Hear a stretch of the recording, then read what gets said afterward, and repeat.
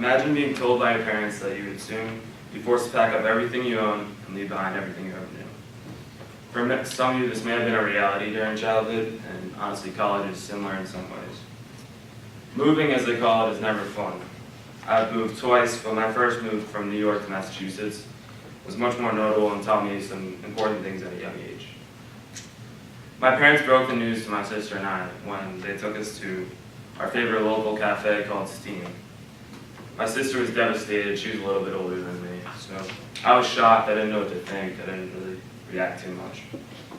But the movers soon enough came, and they started hauling all our stuff into trucks, and the reality set in. So I knew that I'd miss my friends in town, but I was going to see them soon. So a week passed since I had moved, and I was getting familiar to my new town in Northfield, Massachusetts. School was starting soon, and I had only met a few people in my neighborhood. And before I knew it, it was the first day of school, and I missed the bus, and so my dad dropped me off at the rear of the school. I walked in with my Yankees jersey, as I had planned to do this whole time, stubbornly, and nothing was familiar to me, and I was unsure what to do. I felt pretty helpless. I saw people glancing at me and then looking away, and I really just felt the full effect of being the new kid for the first time, and immediately felt like crying. But before I could, a young woman went up to me and she asked me who my teacher was. And I replied, Mrs. Graff, and she took me to her and where the class was lined up.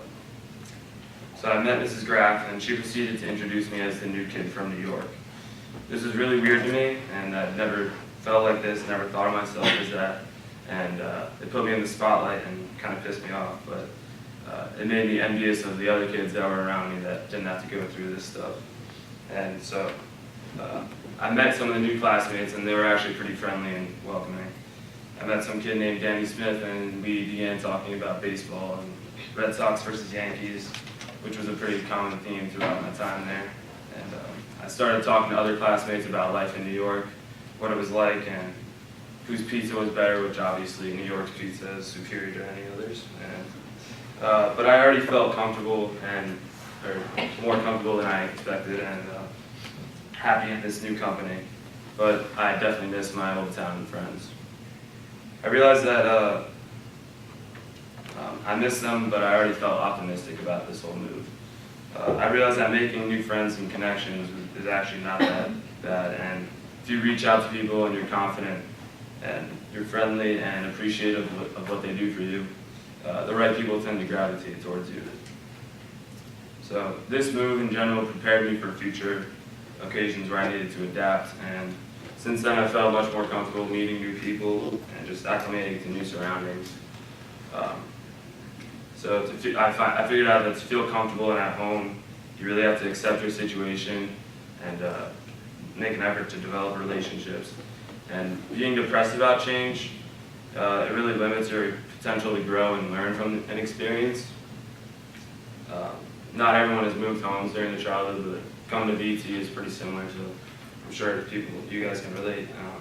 But these moves are experiences that I now cherish. For example, I may not have come across my love of basketball and the Boston Celtics if I had moved to the Boston area.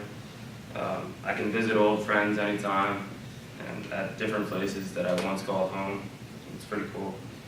So sometimes I wish I had stayed in one home throughout childhood, but looking back on it, I couldn't change it if I wanted it to, or I can't change it, and I wouldn't if I wanted it. I wouldn't want to, sorry. But when there's a time where life's changing a little faster than you'd like it to, it may be for the better, and a positive attitude can ultimately be the difference between you regretting the situation or looking back and appreciating it.